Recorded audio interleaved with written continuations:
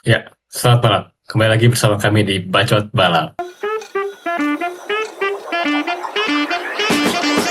Ya, karena minggu ini kita nggak ada race ya. Kali ini kita ada ini nih, pembahasan menarik nih seputar F1. Ya, kita langsung masuk aja ke pembahasannya. Oke, pertanyaan pertama. Ini sebenarnya banyak ditanya sama orang awam juga. Kenapa balapan Formula One hanya dibatasi dalam 3 jam saja? Sampai saat ini, rekor durasi balapan terlama Formula One yang mungkin nggak akan pernah terpecahkan lagi masih dipegang oleh GP Kanada pada tahun 2011 dengan durasi waktu 4 jam, 4 menit, dan 39 detik. Lama banget tuh. Karena beragamnya masalah yang mengganggu selama jalannya balapan pada saat itu, seperti hujan, terus ada red flag, ada yellow flag juga, jadinya ya ada safety car, kehambat banyak lah. Dan mungkin rekor itu nggak akan terjadi lagi ya. Kenapa? Karena pada tahun 2021 FIA menerapkan aturan di mana balapan hanya akan berdurasi maksimal selama 3 jam saja. Terlepas dari itu, meskipun ada beberapa lap yang mungkin masih menyisakan, balapan akan segera dihentikan atau finish seketika seperti yang terjadi pada GP Monza tahun 2022 dan juga GP Belgia waktu hujan gede banget di tahun 2021. Selain faktor durasi, aturan ini diberlakukan untuk keselamatan juga karena kan kalau misalkan 4 jam gitu kan driver juga capek, terus ada resiko overheat, heat stroke, dan ya yang lainnya lah. Dan mobil F1 juga sebenarnya nggak terlalu optimal buat digedar terus-terusan 4 jam ya. Jadi aturan ini diberlakukan untuk keselamatan dan juga ya safety. Pasti pasti ke arahnya ke sana sih. Jadi begitu. Ya, kalau bagi gua sih setuju buat aturan F1 yang sekarang maksimal 3 jam. Karena selain ini mah terutama point of view yang kita sebagai penonton gitu. Balapan 2 jam juga kerasa kayak udah lama banget itu. Apalagi kalau di normalisasi bisa sampai 4 jam, itu kayaknya bakal kurang menarik juga. Dan terutama kemarin juga kan ada isu ya dari siapa gue lupa lagi, katanya kalau bisa balapan F1 tuh minimal kayak main bola gitu, cuma sejam lah, jangan jangan kelamaan biar masih ada entertainmentnya gitu. Kalau kelamaan malah bisa jadi boring. Hmm, Jadi ya nggak apa-apa sih bagi gua dengan aturan sekarang yang 3 jam itu maksimal. Oke.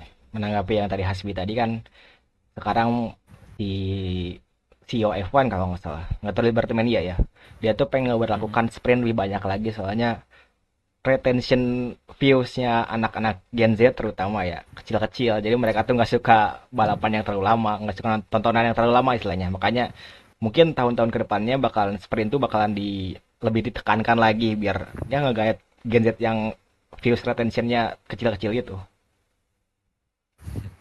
Betul sih. Gue juga relate kak. Emang sih rata-rata Gen Z Ya sih. sekarang karena kebanyakan nonton video short, terutama TikTok gitu ya. Jadi lihat konten berjam-jam tuh kayak jarang gitu yang bisa sampai manteng berjam-jam. Ini lihat aja konten kita, podcast yang bisa sampai awal-awal kan sejam lebih. Kurang yang ada penonton setelah dirubah formatnya di cuma beberapa menit kan lumayan ada peningkatan dari segi view gitu loh. Sih gue juga setuju sih. Kenapa nggak terlalu lama? Karena kalau misalnya terlalu lama juga, misalkan tadi ada rekor 4 jam ya. Itu kalau misalnya tambah 2 jam lagi, udah kayak FIA WC tuh. Ya. Udah World Endurance Race itu. Ya. Makanya kalau terlalu lama, udah beda section lagi gak sih balapannya, bukan F1 kan F1 nyari yang tercepat ya. Kalau misalnya lama-lamaan jadi endurance itu bukan balapan kecepatan lagi. Menurut gue sih gitu. Ya tadi kan yang balapan kemarin di Monza juga kan sejam 13 menit. Itu kan gak kerasa juga kan kayak Hmm. mungkin yang bagi yang nonton di Monza langsung rugi gitu. Kita udah bayar mahal-mahal, Monza kan tiketnya mau mahal, balapannya cepet banget dan gak terjadi apa-apa. Tapi udah serba salah juga ya. Ya emang. Jadi pisau bermata dua. Tapi ya balik lagi, bener kata Akbar, kalau sampai di atas 4 jam itu udah kayak masuk endurance. Ya, Jadi Ya. emang ya udah bagus sih aturan sekarang.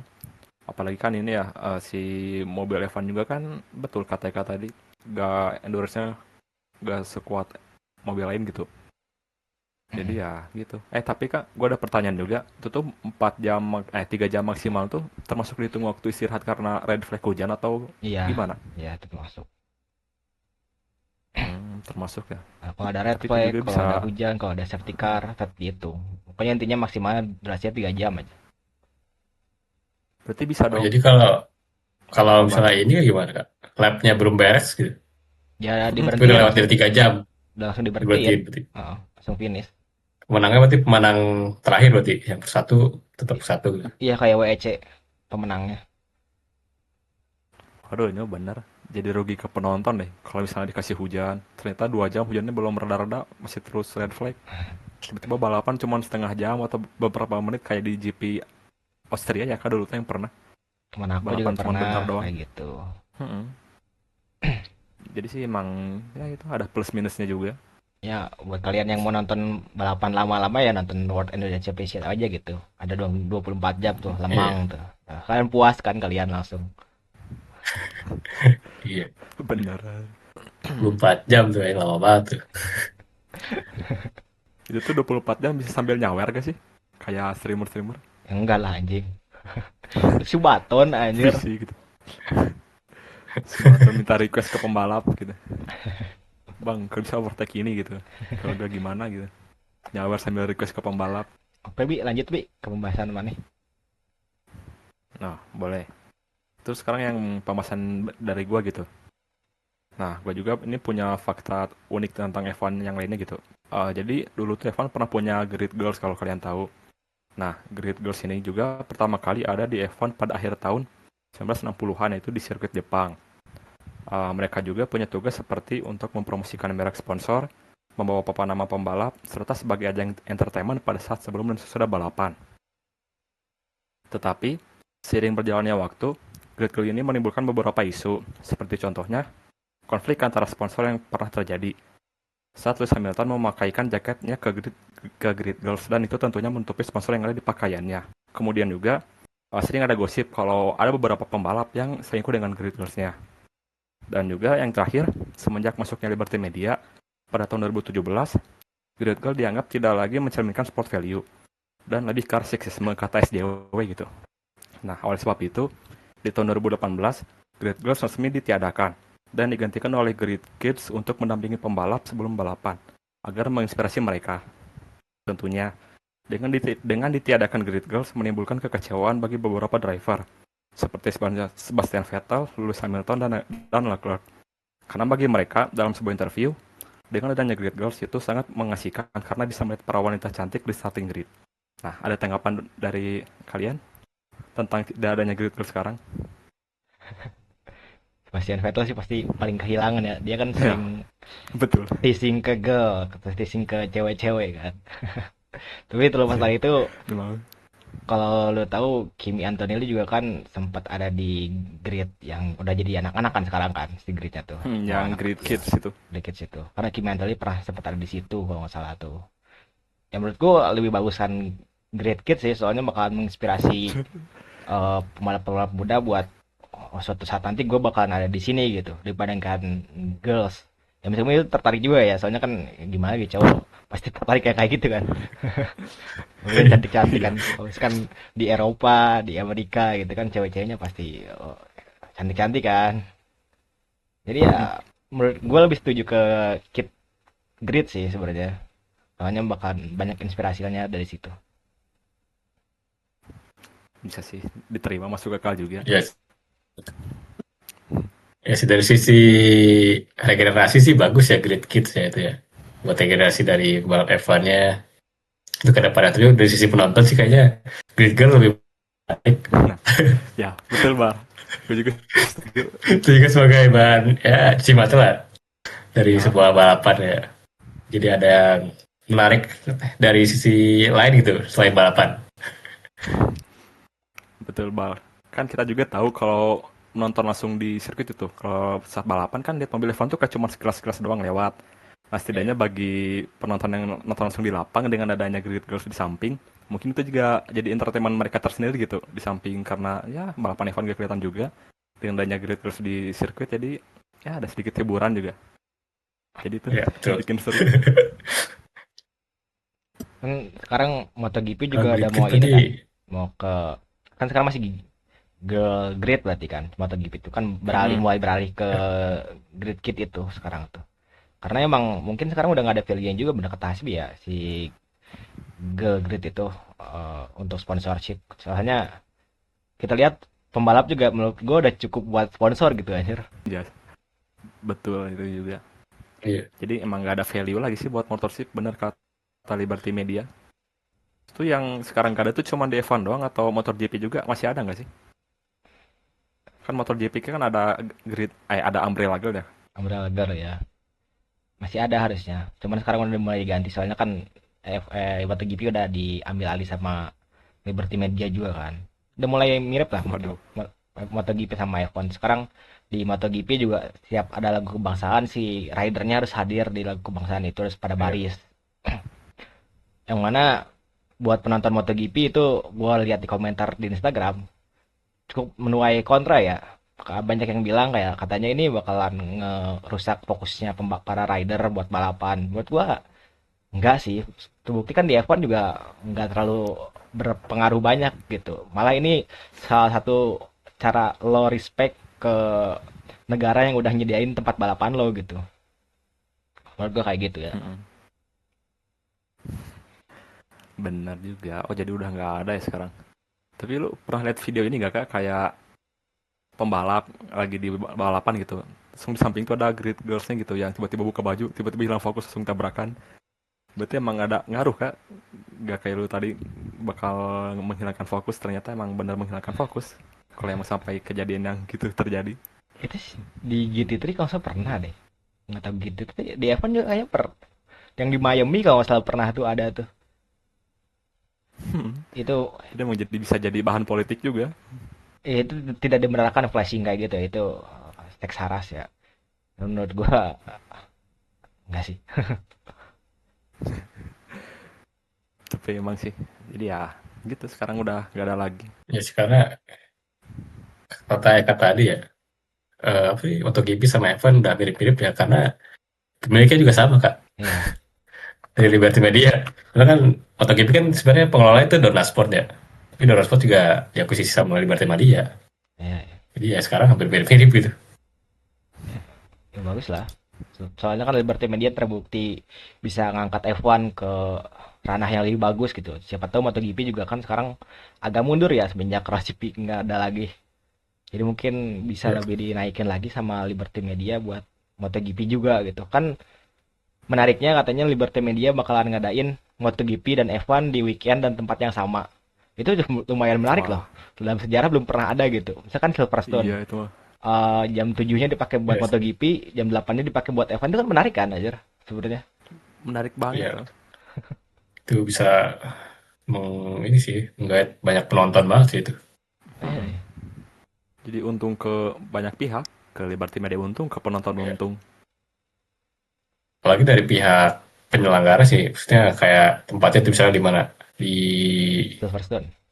Australia gitu misalnya kan itu kan banyak turis masuk situ juga kan kalau misalnya ada dua balapan besar gitu. Iya, iya. Mm. Ya.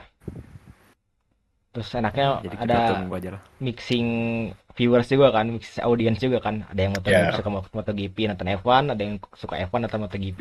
Jadi ini bagus lah buat mengenalkan kedua motorsport ini. Soalnya kan ini motorsport di puncak kan dua-duanya. MotoGP puncaknya sepeda motor, F1 puncaknya mobil balap gitu. Itu bagus sih gebrakan Liberty Media itu. Semoga aja ya dalam waktu dekat kesampaian.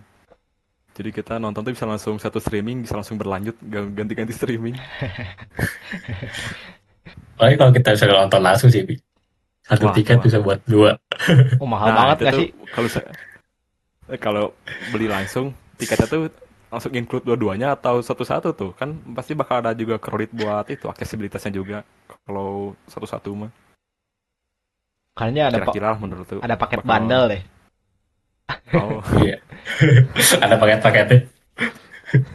Jadi kalau misalkan beli dua tiket lebih ada diskon berapa persen itu kan lumayan value juga masih masih value juga kan bagus kan buat marketing itu. mm-mm. Misalkan ada yang kayak gitu ya oke lah anjir. Tapi hasilnya sih jadi menarik kalau emang bisa bareng gitu itu tuh info terbaru atau gimana. Dari yang gue baca di beberapa sumber ini masih wacana. Mereka masih memikirkan bagaimana bakalan si acaranya berlangsung gitu. Soalnya kan itu kan ribet juga ya sebenarnya mixing Iya, dua Iya. gitu. Jadi ini masih wacana. Masih mungkin tahun oh 2027, 2028 baru bisa terlaksana lagi. Tapi ya kalau selama masih dipegang sama pihak Amerika, kan Amerika kan terkenal dengan negara yang jago gitu dalam entertainmentnya. Gue yakin pasti ya bisa berhasil dengan ide-idenya mereka gitu. Jadi ya tinggal kita tunggu aja. Gue mau nanya yang kemarin itu tuh yang si ini mah di luar pembahasan kita aja, yang Marquez lepas baju ngangkat trofi ini tuh dia udah juara atau gimana sih? Kan balapan belum beres tapi udah selebrasi Belum. kayak Messi di Bernabeu aja itu. Keren. Belum sih itu. Gara-gara ini sih kemarin Marquez pas sprint dia crash. Mm-mm. Harusnya kalau nggak crash harusnya bisa sih itu. Kalau nggak crash nggak bisa dia. Jadi nggak dapat poin pas sprint. Terus itu kenapa lepas sweetnya dan tiba-tiba ngepamerin tuh? Karena apa berarti? Ya karena ke satu aja. Gini wi, Pas balapannya. gini wi. Gue nggak tahu kejadiannya, agak ngikutin, kan- tahu tuh viral. kan ini di Itali di Misano kan, which is Hmm.